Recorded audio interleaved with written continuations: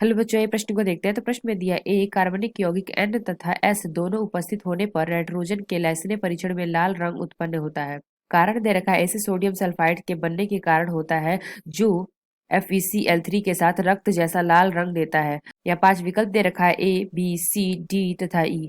आइए मुख्य अवधारणा की चर्चा करते हैं। मुख्य अवधारणा। तो प्रश्न में हमें एक कथन दे रखा है और उसके लिए हमें कारण दे रखा है। तो हमें बताना है कि कारण सही है कि नहीं इस कथन के लिए, और सही विकल्प का चुनाव करना है। तो प्रश्न में क्या दे रखा है? कार्बनिक यौगिक नाइट्रोजन तथा सल्फर दोनों उपस्थित होने पर नाइट्रोजन के लैसिने परीक्षण में लाल रंग उत्पन्न होता है। जब हमें पता करना होता है किसी भी कार्बनिक यौगिक में कि नाइट्रोजन और सल्फर है कि नहीं, तो हम क्या करते हैं, सोडियम निष्कर्ष को लेते हैं 1 ml और उसमें तनु हाइड्रोक्लोरिक डाल करके जो हमारा विलयन होता है उसको अम्लीय कर देते हैं। और उसमें क्या होता है, फेरिक क्लोराइड का थोड़ा सा हम 2 बूंद डाल देते हैं। और जब हमें गहरे लाल रंग का मिलता है तो हम कह सकते हैं कि इसमें नाइट्रोजन और सल्फर दोनों उपस्थित हैं। तो अगर हम इसकी अभिक्रिया देखें तो हम ले लेते हैं NaSCN। तो ये हमारा क्या है, सोडियम थायोसाइनेट। और यहाँ पे हम ले लेते हैं फेरिक क्लोराइड FeCl3।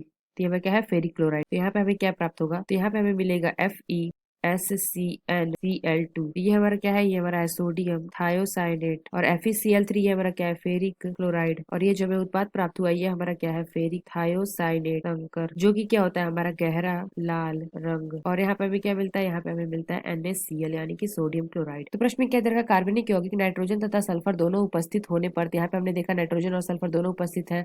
नाइट्रोजन के लैशने परीक्षण में लाल रंग उत्पन्न होता है। तो यहाँ पे हमने देखा गहरा लाल रंग उत्पन्न हो रहा है, यानी कि जो हमारा कथन दे रखा है ये क्या है, सही है, यानी कि ट्रू है। तो रीजन क्या दे रखा है, इसे सोडियम सल्फाइड के बनने के कारण होता है जो FeCl के साथ रक्त जैसा लाल रंग देता है। तो यहाँ पे हमने देखा हमें क्या मिल रहा है, हमें मिल रहा है तो यहाँ पे हमने क्या देखा, हमें क्या मिल रहा है, फेरिक थायोसाइनेट, ना कि हमें सोडियम सल्फाइड मिल रहा है। इसलिए हम जो कह सकते हैं जो हमारा कारण दे रखा है ये क्या है, गलत है, फॉल्स। तो ये अपने विकल्प देखते हैं कौन सा विकल्प सही है। तो हमें क्या दे रखा है, पहला both A and R are true and R is the correct explanation of A. तो कह सकते हैं जो हमारा दिया गया पहला विकल्प है ये गलत है, क्योंकि जो हमारा पहला सही है लेकिन दूसरा हमारा क्या है, गलत है कारण इसका।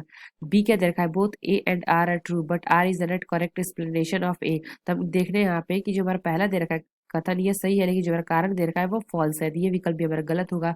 सी क्या दे रखा है, A is true but R is false. तो यह विकल्प हमारा सही होगा। जो हमारा ए है वो सही है, लेकिन जो हमारा कारण दे रखा है वो गलत। जो हमारा सी विकल्प होगा ये विकल्प सही होगा। आशा करते हैं आपको समझ में आया होगा। धन्यवाद।